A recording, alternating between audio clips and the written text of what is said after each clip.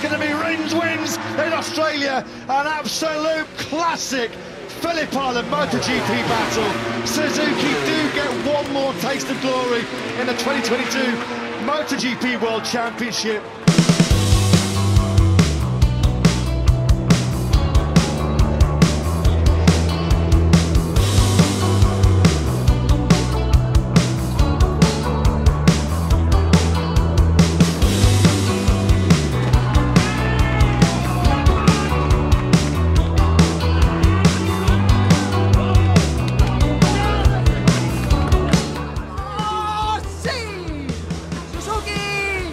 Last time here with the Suzuki is special. I have the feeling, no? So it's amazing to go out with the victory. So thank you so much and see you next year.